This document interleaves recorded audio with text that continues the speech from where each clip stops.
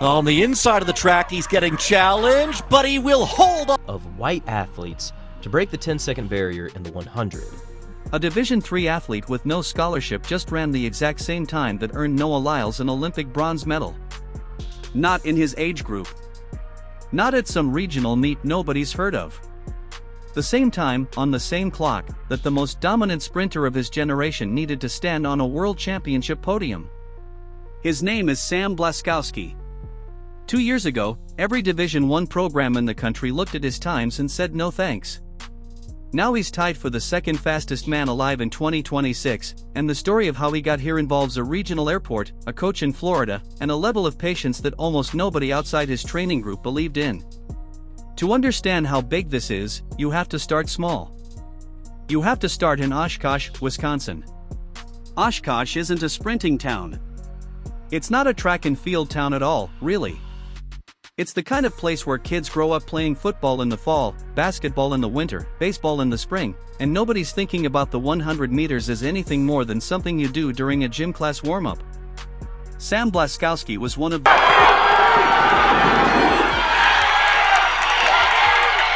at Hayward last year ran 10:33 and come out of this going 10:17. Just regular outdoor races. Okay. So come out here and run 10:17. Great improvement for only like my second big. Those kids. Flag football, indoor soccer, competitive swimming, basketball, he tried all of it. He wasn't chasing a single sport. He was just a kid who liked moving. Then, in high school, he got cut from the basketball team. That's it. That's the origin story. No grand prophecy, no scout spotting him in a hallway, no childhood dream of the Olympics. He got cut, needed something to fill the winter, and someone suggested track. And then something happened that nobody, including Sam, was expecting. He was fast. Not fast for Oshkosh fast. Fast in a way that started turning heads at state meets. By his senior year, he'd run 10.83 in the 100 meters and 21.99 in the 200, and he won the Wisconsin State Championship in both events. He added a long jump title for good measure. 3 state championships in one senior season, the kind of resume that, in most sports, has college recruiters lining up outside your door. So who called? One coach. Nicholas Gordon, the long jump coach at the University of Wisconsin-La Crosse, a Division III program. Not a partial scholarship offer. Not a we'll see how you develop offer.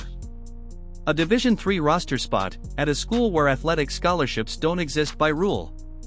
It happened to be the school both of his parents attended, and it was about a mile from where his grandparents lived. Every other program in the country had looked at 3 state titles and decided to pass.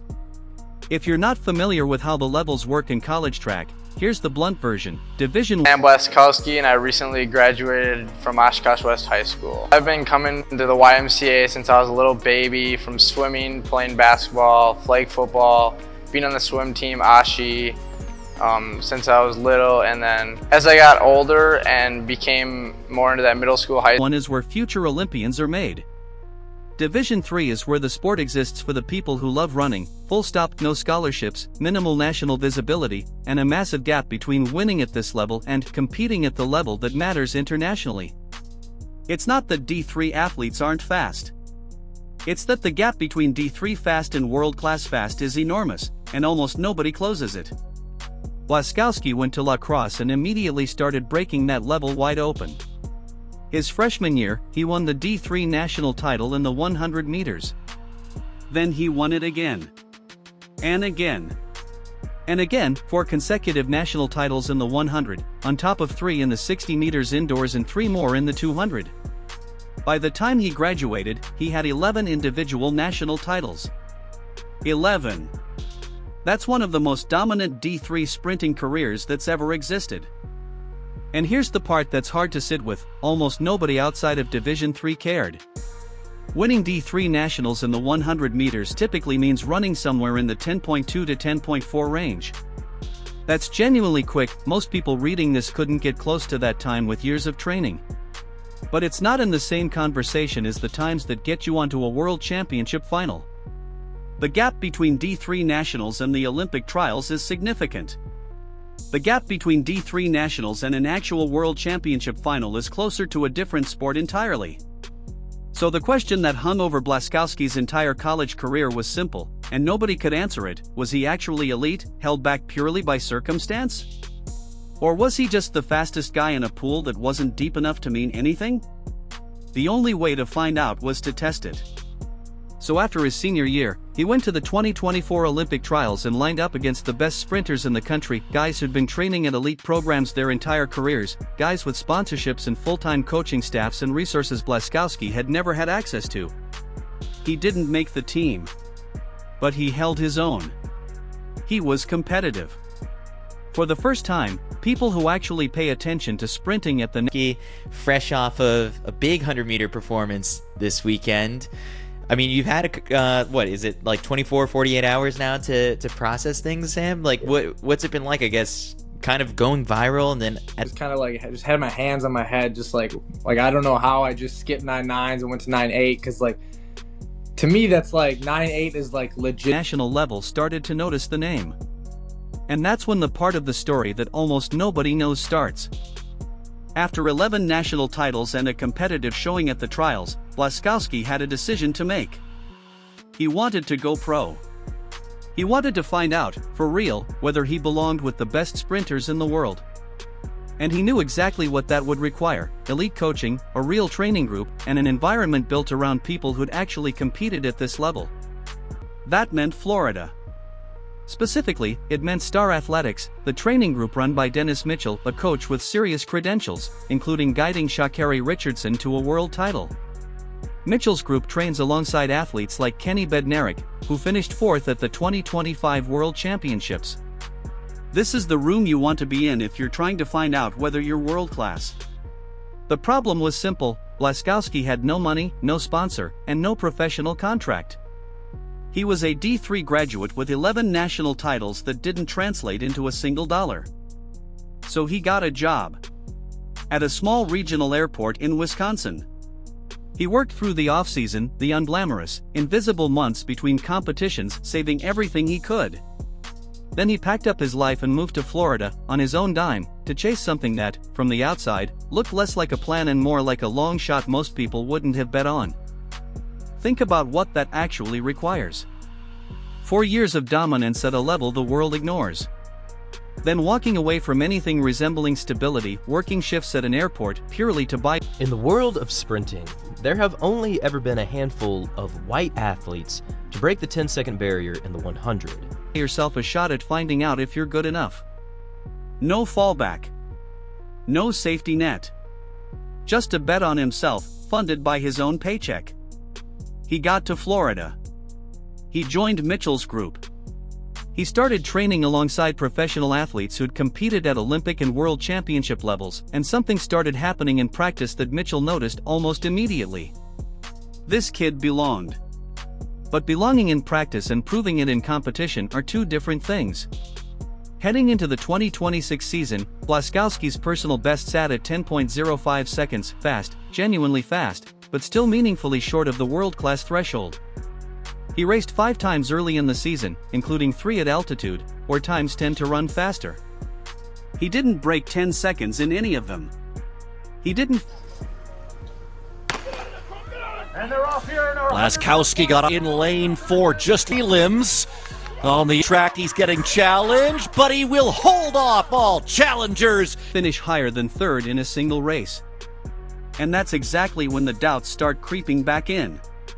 Maybe the Olympic trials appearance really was his ceiling. Maybe this was the outcome people quietly expected when a D3 athlete with no scholarship history decided to chase a professional career, a noble attempt, but ultimately a confirmation of where the line actually sits.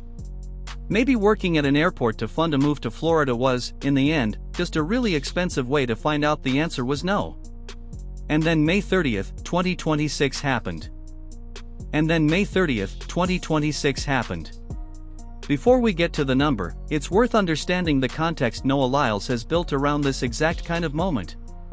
Lyles has spent years, publicly, repeatedly, talking about how sprinting needs to reach more people, more communities, more places that don't traditionally produce elite athletes.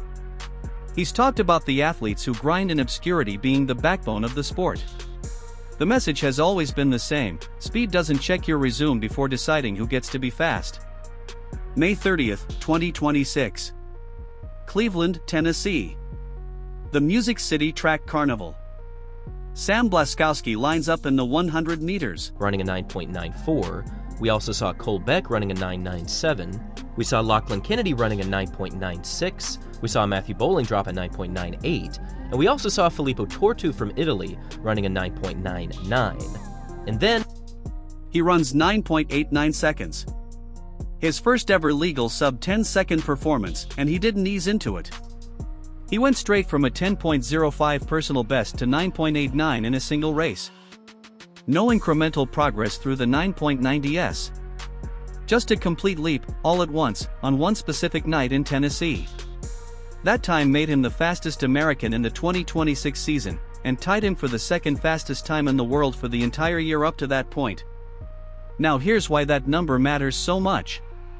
At the 2025 World Athletics Championships in Tokyo, arguably one of the most stacked 100-meter finals in recent memory, Seville won gold in 9.77. Kishane Thompson took silver in 9.82. And Noah Lyles, an 8-time world champion and Olympic gold medalist, ran 9.89 for bronze. 9.89, the exact same time Blaskowski just ran in Cleveland, Tennessee. If you put Blaskowski in that Tokyo final with that time, he's standing on the World Championship podium. Third in the world. A guy who, 2 years earlier, couldn't get a single Division I program to call him back. Dennis Mitchell wasn't surprised. He said this is what the training had been pointing toward all along, that it was only a matter of time before it showed up in a race. After the run, Blaskowski posted something short on Instagram. Not a victory lap, not a list of everyone who doubted him. Just one line about how breaking 10 seconds had stopped being a goal and become an obsession, and that years of sacrifice, hard work, and belief had all come together in that single race. Years of sacrifice sounds like a phrase you'd skim past. But sit with what it actually covers for him specifically. 4 years of dominating a level most people never watch. An off-season spent working at an airport instead of resting. A move to Florida, away from family, away from the grandparents who lived a mile from his old college campus, away from everything familiar, on the strength of a bet that paid off on exactly one night in May. And somewhere out there, every program that passed on him in high school is looking at that 9.89 right now. Los Angeles 2028 is 2 years away. Blaskowski will be 25, right in the window where sprinters tend to hit their absolute peak. A home Olympics, on American soil, in front of a crowd that has historically embraced underdog stories more than almost any other audience in sports. The kid who couldn't get a single Division I coach to return a call is now one of the 2 fastest men alive. So here's the question worth sitting with: if Blaskowski makes that Olympic team and lines up in the 100-meter final in Los Angeles, in front of 80,000 people who know exactly where he came from, does the story end with a medal? Or does it end as the greatest what-if in the history of American recruiting, a reminder that speed never asked anyone for a scholarship before deciding who gets to be great?